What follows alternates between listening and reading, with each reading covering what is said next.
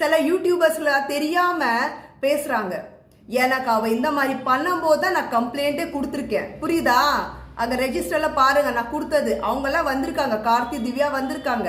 புரியுதா? ஆனா என்னை இங்கிருந்து எஸ்பி ஆபீஸ்க்கு போக சொன்னாங்க. அந்த எஸ்பி ஆபீஸ்க்கு 3 மணி நேரம் உட்கார வச்சாங்க. அந்த மேடம் கூட நான் பேசினேன், எஸ்ஐ மேடம் கூட. சரியா? அந்த டெலிட் பண்ண சொல்லும் போது அவங்க பண்ணல. சில பேரை கூப்பிட்டாங்க, திருப்பி அடுத்த நாள் வாமா சொன்னாங்க. ஸ்டேஷன் போய் நீ இன்னொரு வாட்டி பாரு சொன்னாங்க. ஸ்டேஷன் போனேன். திருப்பி அவங்க ஹாய் வணக்கம், நான் உங்க ஜெயந்தாரா. இந்த விஷயத்தை விட்டு வெளியே வந்தாலும் விட மாட்டீங்க, அப்படிதானே? ஏன் இப்படி பண்றீங்க? கிரிமினல்ஸ்லாம் நம்ம முடிவு பண்ணக்கூடாது. அங்க உள்ள ஓடிட்டே இருக்குதுல்ல விசாரணை, அவங்க கையில தான் இருக்கு. தேவையில்லாம என்னை இன்க்ளூட் பண்ணி பேசுனீங்கன்னா நான் கண்டிப்பா அவங்க மேல கம்ப்ளைண்ட் பண்ணுவேன். அது யார் இருந்தாலும் I don't care about it. ஏன்னா எப்ப ஏன் விஷயம் வருதுன்னா நான் தானா பேசணும். அவ எப்படி வந்தா என்ன வந்தா A to Z நான் எல்லா மீடியாட்ட சொல்லியாச்சு. ஸோ என் வாயில வேற என்ன எதிர்பார்க்குறீங்க? அவ எதுக்கு என்ன பார்க்க வரணும்? ஏன் அத்தனை யூடியூபர்ஸ் அத்தனை ஃப்ரெண்ட்ஸ் இருக்காங்க, எதுக்கு வரணும்? அப்ப நான் லூஸ் அப்படிதானே? நான் சும்மா இருப்பேன் நினைக்கிறீங்களா? நான் இந்த விஷயத்தோட வெளியே வரணும் ஆசைப்படுறேன். அந்த விஷயத்த கவர்மெண்ட் பார்க்குறாங்க, விசாரணை நடக்குது. சில யூடியூபர்ஸ்ல தெரியாம பேசுறாங்க. எனக்கு அவ இந்த மாதிரி பண்ணும்போது தான் நான் கம்ப்ளைண்டே கொடுத்துருக்கேன். புரியுதா? அங்க ரெஜிஸ்டர்ல பாருங்க, நான் கொடுத்தது. அவங்க எல்லாம் வந்திருக்காங்க, கார்த்தி திவ்யா வந்திருக்காங்க. புரியுதா? ஆனா என்னை இங்கிருந்து எஸ்பி ஆபீஸ்க்கு போக சொன்னாங்க. அந்த எஸ்பி ஆபீஸ்க்கு 3 மணி நேரம் உட்கார வச்சாங்க. அந்த மேடம் கூட நான் பேசினேன், எஸ்ஐ மேடம் கூட. சரியா? அந்த டெலிட் பண்ண சொல்லும் போது அவங்க பண்ணல. சில பேரை கூப்பிட்டாங்க, திருப்பி அடுத்த நாள் வாமா சொன்னாங்க. ஸ்டேஷன் போய் நீ இன்னொரு வாட்டி பாரு சொன்னாங்க. ஸ்டேஷன் போனேன்.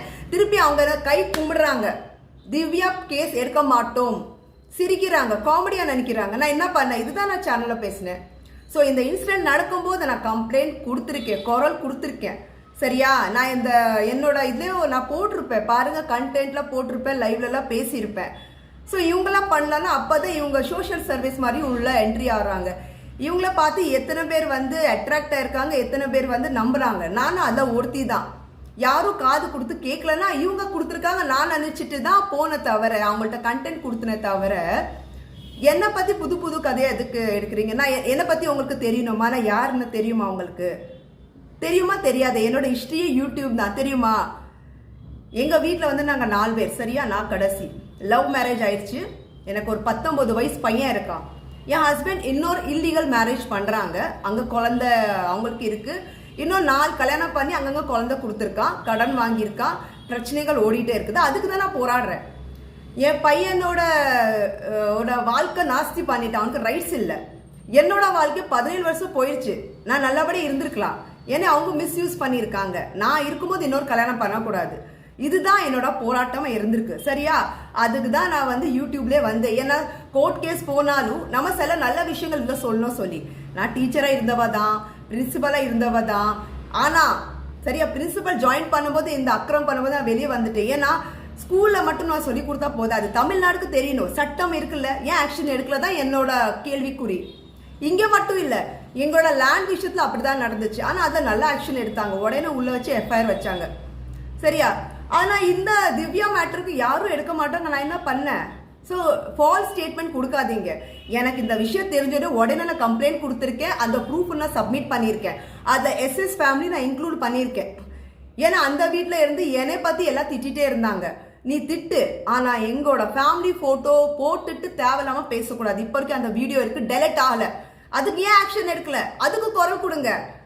நீங்க மக்கள்லாம் சும்மா ஸ்வைப் பண்ணிட்டு ட்ரெண்ட் ஆகணும். எனக்கு ட்ரெண்ட் ஆகணும்ப்பா. நான் இந்த மாதிரி ட்ரெண்ட் வேண்டாம். நான் கொஞ்சம் கொஞ்சமா டெவலப் ஆகிறேன். சரியா? நான் 40 படம் நடிச்சிருக்கேன், சின்ன சின்ன ஆர்டிஸ்டா. இப்பதான் கொஞ்சம் வரேன் நான் வெளியே. ஸோ இது ப்ரமோஷனுக்காக தான் யூடியூப், இன்ஸ்டா, மாஜ் எல்லாம் வந்திருக்கேன். நான் கதை கதையா பேசாதீங்க. மை பொருள் ஒரு ப்ரோக்ராம் இருக்கு, கஸ்தூரி மேடம் பண்ணாங்க. சரி, அதான் ஃபர்ஸ்ட் ஷோ. அது என்னோட எல்லா ஹிஸ்டரியே இருக்கு. என் பையன் நானும் உட்காந்து பேசியிருக்கோம். அப்ப என் பையன் 18 கிடையாது, இப்ப 19 ஆயிட்டான். அப்பலேருந்து இப்ப வரைக்கும் நான் போராடுறேன்.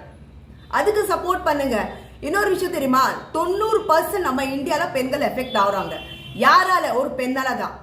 ஏன்னா என் வப்பாட்டி, இப்ப இந்த திவ்யா, அந்த சித்ரா, இன்னும் எத்தனை பேர் கிளம்பிட்டு வெளியே வந்திருக்கீங்க தெரியல. என்னோட போராட்டமே வேறப்பா. சரியா?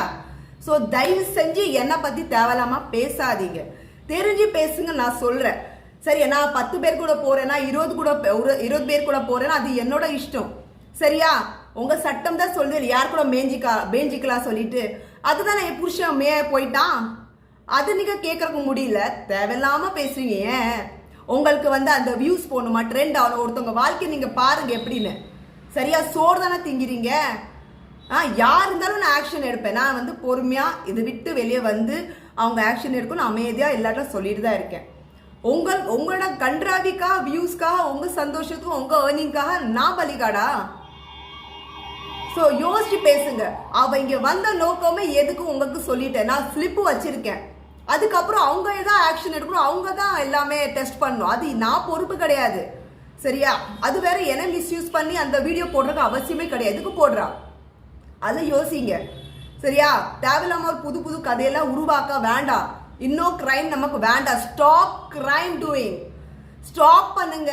இப்ப கண்ணு முழிச்சு பாருங்க. நம்ம நாட்டை குட்டிச்சோர் ஆகுறாங்க.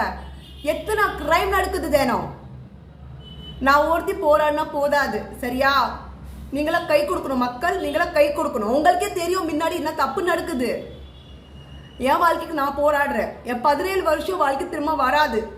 இதே மாதிரி இன்னொரு ஜெயந்தார் உருவாகக்கூடாதான் நான் இங்கே உட்காந்துருக்கேன். என்னோட ஆக்சுவலி பேரே ஜெயந்தி தான். சரியா? நான் இந்த மாதிரி ஃபிலிம் லைனில் இருக்கும்போது தான் மாற்றினாங்க இந்த மாதிரி ஜெயந்தாரா. ஏன்னா தீ இருக்கும்போது கஷ்டப்படுவீங்க. ஸோ தாரா, ஜெயந்தாரா. ஸோ இதுதான் என்னோட உண்மை பேர். ஸோ தயவு செஞ்சு மக்கள் இப்போ கண்ணு திறந்து பாருங்க. இன்னைக்கு நான் இருக்கேன், என் பையன் கூட எஃபெக்ட் ஆயிருக்கேன். நாளைக்கு வேற யாரும் வந்துடக்கூடாது. சரியா? தேங்க்யூ. தேவையில்லாமல் பேசாதீங்க.